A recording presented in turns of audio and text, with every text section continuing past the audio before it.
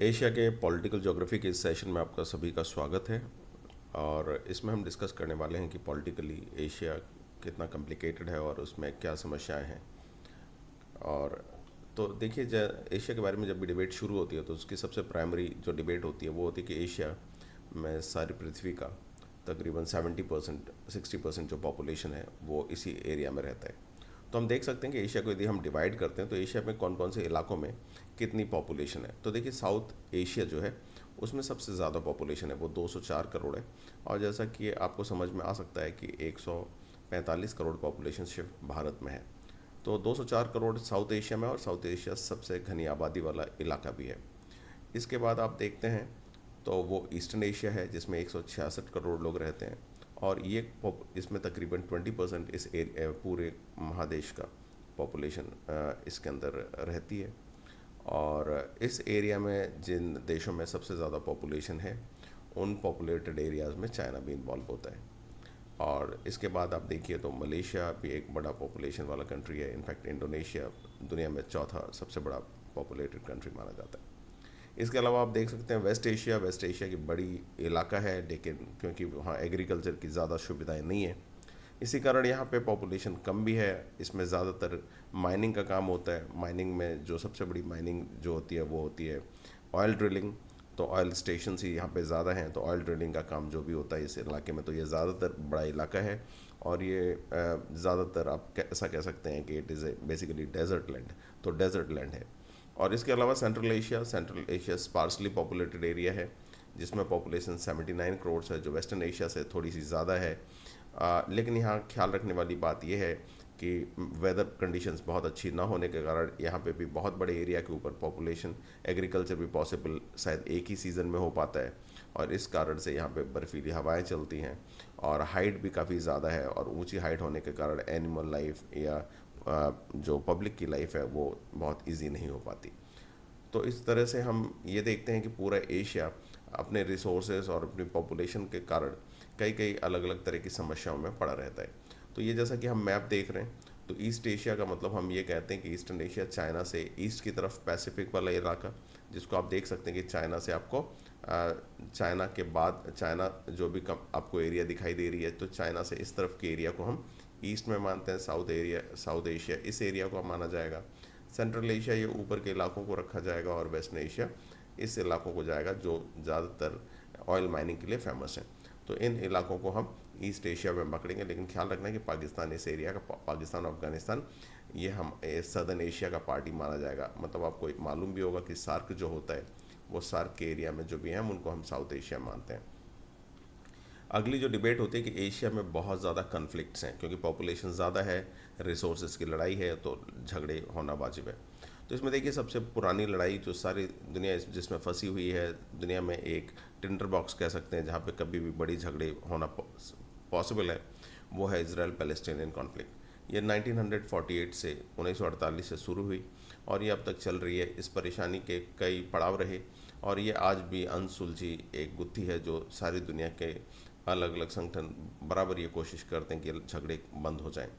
तो ये एरिया जो है वो, ये जो प्रॉब्लम है इसको हम इसराइल पैलेस्टाइन कॉन्फ्लिक्ट कहते हैं। तो पैलेस्टाइन की वो एरिया थी जहाँ पे इसराइल ने अपना देश बनाया, और बाद में वो ये लड़ाई जो पूरे मध्य एशिया के देश इसमें इन्वॉल्व हुए, और आज दिन तक ये एक अनसुलझी गुत्थी है। तो इसमें आप हमें जो जो बातें ख्याल रखने की ज़रूरत है वो ये है कि जो पैलेस्टाइन है, पैलेस्टाइन को इसराइल ने जो जगह दी है उसमें वेस्ट बैंक और गाज़ा है, जो आप देख सकते हैं यहाँ। तो वेस्ट बैंक एक ही देश है जिसको दो तरफ इलाके मिले हुए हैं, और ये ख्याल रखना है कि इन इलाकों के ऊपर पूरा ऑटोनॉमी या पूरी स्वाधीनता पैलेस्टाइन को नहीं है।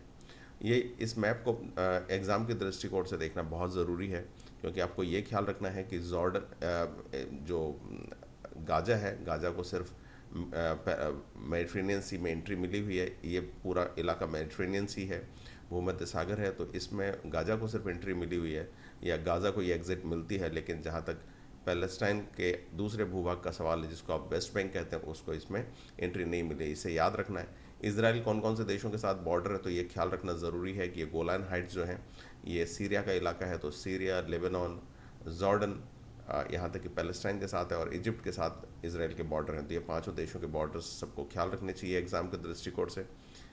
इसके अलावा जो अगली अगली एरिया है जहाँ पे बहुत ज़्यादा कन्फ्लिक्ट है एशिया में, वो है साउथ चाइना सी।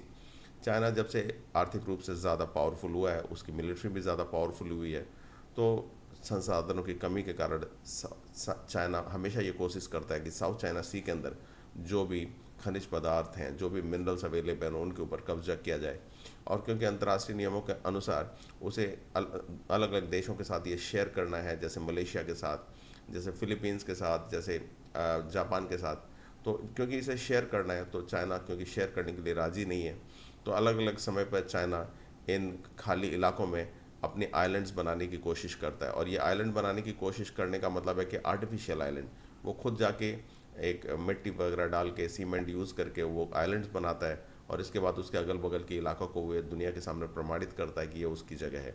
तो इस तरह से परेशानी के कारण है इस पूरे एरिया, ये हाईली मिलिट्राइज जोन है, मिलिट्रीज बहुत प्रेजेंट है। अमेरिका की यहाँ पे काफ़ी हैवी प्रेजेंस है, फिलीपींस में भी है, अमेरिका की ताइवान में भले प्रेजेंस ना हो लेकिन जापान में भी है। तो जापान, तो ये जगह हमेशा कन्फ्लिक्ट हो तो नहीं रहा है लेकिन हाईली मिलिट्राइज्ड है, कभी भी कोई कन्फ्लिक्ट होना हमेशा पॉसिबल है।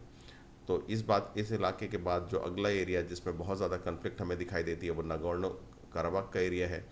काफ़ी सालों से ये परेशानी दो देशों के बीच में, जिनको आप देख सकते हैं आर्मीनिया और अज़रबैजान के बीच में, ये काफ़ी दिनों से ये परेशानी है। तो ये झगड़े इनके बीच में काफ़ी दिनों से चल रहे हैं और ये हाल के सालों में भी 2-3 सालों के अंदर कई बार इनके झगड़े हुए। तो ये भी कन्फ्लिक्ट है, बहुत पुराने समय से चल रही है और इसमें भी काफ़ी ज़्यादा आप देख सकते हैं कि इन इलाकों में आर्मेनिया और अज़रबैजान इस इलाके को कब्जे के लिए काफ़ी 1-2 लड़ाइयाँ हाल के सालों में लड़ चुके हैं और बहुत ज़्यादा वो ये कोशिश भी कर रहे हैं कि बहुत ज़्यादा मिलिट्राइज होने की कोशिश कर रहे हैं, हथियार खरीद रहे हैं, जैसे फ्यूचर में शांति की गुंजाइश अपने आप में चैलेंज होती जा रही है। तो ये इलाके हो गए। इसके अलावा आपको जब ये इस क्वेश्चन को पढ़ते वक्त 2 चीज़ें याद रखनी है कि आर्मीनिया का जॉर्जिया के साथ बॉर्डर है, ख्याल रखने का अज़रबैजान का रशिया के साथ बॉर्डर है। तो ये बातें थोड़ी सी ख्याल रखने की ज़रूरत है। और टर्की भी एक बहुत इंपॉर्टेंट प्लेयर है इस पूरी लड़ाई में। तो टर्की भी सपोर्ट करता है अज़रबैजान को और ये आपको ख्याल रखना है कि आर्मीनिया को इंडिया का सपोर्ट मिला हुआ है। तो इस तरह से हम भी हथियार इन्हें मुहैया करवाते रहते हैं। अगला जो कन्फ्लिक्ट, इस कन्फ्लिक्ट के बाद कई देशों में आंतरिक रूप से बहुत ज़्यादा कलह है। तो आंतरिक कलह वाले जो देश हैं उनमें एक म्यांमार है, जहाँ पे मिलिट्री गणतांत्रिक सरकारों को गिरा देती है या उनको ज़बरदस्ती बेदखल कर देती है और इसी कारण से म्यांमार में कई सालों से गणतंत्र की तलाश में काफ़ी हद तक एक सिविल वॉर या आंतरिक कलह की स्थिति बनी हुई है। तो यहाँ पे आर्मी और अपोजिशन रेबल फोर्सेस के बीच में लड़ाई काफ़ी दिनों से चल रही है और इसका इम्पैक्ट कभी कभी इंडिया के बॉर्डर के इस पार भी आ जाता है, जब बहुत सारे म्यांमार के लोग अपनी जान बचाने के लिए इंडिया के बॉर्डर में घुस जाते हैं। तो ये एक एरिया है जो काफ़ी कन्फ्लिक्ट की एरिया, और इस कन्फ्लिक्ट की एरिया में एक परेशानी और दिखाई देती है। यदि आप देखें थाईलैंड, लाओस, वियतनाम और कंबोडिया, ये जो इलाका है, क्योंकि यहाँ अफरा तफरी के माहौल हैं, तो इसके कारण एक बात और भी होती है कि ड्रग्स का ट्रेड काफ़ी ज़्यादा हो जाता है। तो ड्रग्स के लिए भी ये फेमस है, जिसको आप लोग गोल्डन ट्रायंगल भी कहते हैं। तो इस एरिया को हम अक्सर गोल्डन ट्रायंगल के नाम से जानते हैं, तो ये याद रखने की ज़रूरत है। तो इसको याद रखिए कि गोल्डन ट्रायंगल, और ये इस एरिया में काफ़ी ज़्यादा ड्रग्स की मुहैया करवाने के लिए अफरा तफरी या अशांति जिम्मेदार है। अगला एरिया जो काफ़ी कन्फ्लिक्ट में नज़रों में रहता है वो है यमन। यमन में कई सालों से 2011 के बाद से, जो आप देख सकते हैं रिकॉर्ड्स में, तो 2011 के बाद से यमन में काफ़ी परेशानियां या अफरा तफरी का माहौल है। वहाँ पे जो राष्ट्रपति हुआ करते थे मोहम्मद सलेह, तो मोहम्मद सलेह को मार डाला गया, उनकी डेथ हो गई थी और इनकी डेथ के बाद काफ़ी दिनों से ये लड़ाई चल रही है। तो गवर्नमेंट की तरफ से, गवर्नमेंट के जो फोर्सेस थे जो सऊदी अरब या अमेरिका बैक करता था, और एक रेबल फोर्सेस हैं जो इनसे लड़ रहे हैं। तो यमन में ये लड़ाई, जिस तरह से आप इन लाइंस के साथ देख सकते हैं कि जो ग्रीन लाइंस हैं वो हौती कंट्रोल है। यहाँ पे एक टेररिस्ट ग्रुप है जिसको हौतीज़ बोलते हैं। और हौतीज़ के अलावा, इसके अलावा देखिए ये छोटे छोटे ग्रुप्स हैं। गवर्नमेंट का कंट्रोल जिस एरिया पे है, ये येलो एरियाज़ जो है ये गवर्नमेंट का कंट्रोल वाली एरियाज़ हैं। और इसके अलावा गवर्नमेंट का इन्फ्लुएंस है जिन एरिया, जो मीमांसित एरियाज़ नहीं है, जिनके ऊपर दोनों पार्टीज़ का बराबरी का कब्जा है या फिर अस्थिरता की जगह पर जो इलाके पड़े हुए हैं। इसके अलावा आप देख सकते हैं कुछ ऐसे भी इलाके हैं जो छोटी छोटी गवर्नमेंट्स के हाथ में पड़े हुए हैं या छोटे छोटे ग्रुप्स के हाथ में, जैसे ये एरिया है सदर्न ट्रांजिशनल एरिया। अलकायदा, बहुत सारे और भी टेररिस्ट ग्रुप्स ने इस इलाके पे अपना कब्जा बनाया हुआ है। और ये बात ख्याल रखना ज़रूरी है कि यहाँ पे देख लीजिए, यहाँ पे एक फेमस एरिया है जिसको आप बब अल मंदाब कहते हैं। तो बब अल मंदाब जो ये एरिया है, इसको हम लोग ये रेड सी से जब आप निकलते हैं गल्फ ऑफ अदन में, तो ये बब अल मंदाब इस एरिया को कहा जाता है। इसको आप कह सकते हैं गेटवे ऑफ टीयर्स। यहाँ पे बहुत सारे भूकंप किसी ज़माने में आते थे, इसीलिए इसे बब अल मंदाब कहा जाता है। या इसको कभी कभी लोग एक सुंदर सा वर्ड यूज़ करते हैं, gateway of tears, gateway of tears. तो इसको तो आंसुओं से इसका मतलब, इसका वास्ता जो है वो अर्थक्वेक से है कि भूकंप काफ़ी आया करते थे, लोग काफ़ी मारे जाते थे, तो इस कारण से इसे बोला जाता है। तो ये बब अल मंदाब इसे कहते हैं। और ये बब अल मंदाब जिस वर्ड जगह को कहते हैं वो एक्चुअली अफ्रीकन कोस्ट पे है। तो यदि आपको ये कहा जाए कि यमन और अफ्रीका का जो कोस्ट है, जैसे आप इथियोपिया अगली तरफ है या सोमालिया है, तो सोमालिया और यमन के जो कोस्ट है इसके बीच में काफ़ी स्मगलिंग होती है। तो इसमें जो बब अल मंदाब है वो सोमालिया का कोस्ट है। और सोमालिया में एक चरमपंथी संगठन भी रहता है जिसको काफ़ी लोग याद रखते हैं, और या फिर वो किसी भी एग्ज़ाम के दृष्टिकोण से इम्पोर्टेंट है, जिसे लोग अल शबाब कहते हैं। तो अल शबाब को याद रखना भी एग्ज़ाम के दृष्टिकोण से ज़रूरी है। अगली टॉपिक जो हमारे लिए इम्पॉर्टेंट है वो है सीरिया। सीरिया काफ़ी सालों से, तकरीबन 2000 साल के बाद से परेशानी या सिविल वॉर में फंसा हुआ है। कारण ये था कि हाफिज़ अल असद जो एक वक्त 2000 साल के आसपास राष्ट्रपति हुआ करते थे, उन्हें लोग डिक्टेटर ही मानते थे। उनकी डेथ के बाद उनके बेटे बशर अल असद पावर में आ गए, और इनकी सरकारों को क्योंकि इनके पास तेल वगैरह काफ़ी है, तो इनकी सरकारों को किसी तरह से रशिया का सपोर्ट मिला हुआ है। और सीरिया में बहुत सारे गणतंत्र के जो प्रेमी हैं वो इस सरकार को बदलना चाहते हैं। इस कारण से पूरा जो देश है वो दो भागों में बटा हुआ है। कुछ इलाके जो सरकार के अधीन हैं, और कुछ जैसे आप देख सकते हैं यहाँ पे कि सीरियन गवर्नमेंट फोर्सेस, जो लाल वाले इलाके हैं ये सीरिया के गवर्नमेंट के फोर्सेस के इलाके हैं। येलो जो इलाके हैं वो कुर्दिश एक ग्रुप है, जो ऐसा ग्रुप है जिसका अपना देश तो नहीं है लेकिन वो जियोपॉलिटिकली बहुत पावरफुल है। तो ये कुर्दिश ख्याल रखना है। ये कुर्द किन किन देशों में रहते हैं? टर्की में रहते हैं। यदि कुर्दों की बात कही जाए तो वो इराक में भी बहुत प्रेजेंट है, और कुर्द जो हैं वो सीरिया में भी है। समझने की बात यह है कि ये तीनों इलाकों में जो वो रहते हैं इनका अपना कोई देश नहीं है, लेकिन इराक और सीरिया की ये अफरा तफरी वाले समय पे इन्होंने यहाँ पे एक अस्थाई देश बनाया हुआ है। तो इस तरह से सीरिया काफ़ी परेशानी और कई सालों से लगातार परेशानियों या फिर सिविल वॉर में फंसा हुआ है, और इसके कारण बहुत ज़्यादा माइग्रेशन जो हुआ है वो यूरोप में हुआ है। तो यूरोप में जो माइग्रेशन की क्राइसिस है वो कुछ हद तक इस सीरिया में जो परेशानी हुई है इसी की वजह से हुई है। तो ये ख्याल रखना है कि जर्मनी से शुरू करके आप जो भी देशों में जितने भी माइग्रेंट्स पहुँचे हैं वो सीरिया वॉर से विस्थापित होकर ही वहाँ पहुँचे हैं। तो इसके अलावा जो अगला इलाका जो हमें, या अगला इशू जो हमें एशिया के बारे में जानना बहुत ज़रूरी है वो ये है कि कौन से ट्राइब्स कहाँ रहती हैं। क्योंकि एशिया में जब पॉपुलेशन बहुत ज़्यादा है तो बहुत सारे ट्राइबल ग्रुप्स भी हैं। तो थोड़ी देर पहले जो हमने डिबेट किया वो कुर्द के बारे में, तो ये जान लीजिए कि कुर्द इन इलाकों में रहते हैं, लेकिन उनका जो देश है वो अब मॉडर्न इराक और सीरिया से कुछ जगह को कब्जा करके बनाया हुआ है, लेकिन इसको अंतर्राष्ट्रीय या एक्सेप्टेंस नहीं मिला है। बलूचिस्तान में काफ़ी दिनों से एक सिविल वॉर चल रहा है जो पाकिस्तान का एक इलाका है। तो बलोच लोग जो हैं वो पाकिस्तान अफगानिस्तान दोनों में रहते हैं, उनके बॉर्डर इलाकों पे है।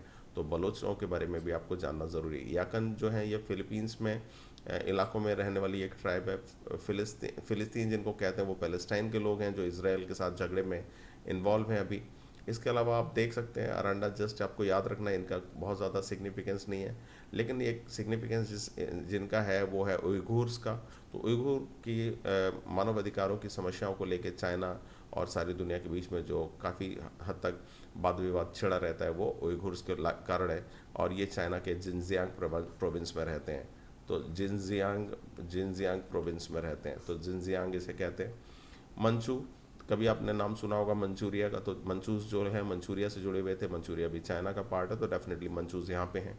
आइनू एक ग्रुप है जो जापान में रहता है, मंगोल्स मंगोलिया के लोग हैं, और किर्गिज ये एक किर्गिस्तान से ज़्यादा जुड़ा हुआ है।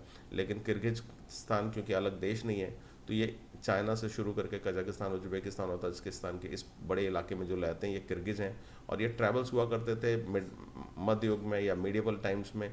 ये काफ़ी ट्रैवल लड़ाइयों में मशगूल रहा करते थे। और किर्गिज कनेक्शन जो है वो आप चंगेज़ खान को देखें या दूसरे लोगों को भी, तो ये किर्गिज कनेक्शन इनका हुआ करता था। तो इस इशू में बस आज इतना ही। और अगले इश्यूज़ में या अगले वीडियोज़ में आप इसका एक्सटेंशन देख सकते हैं।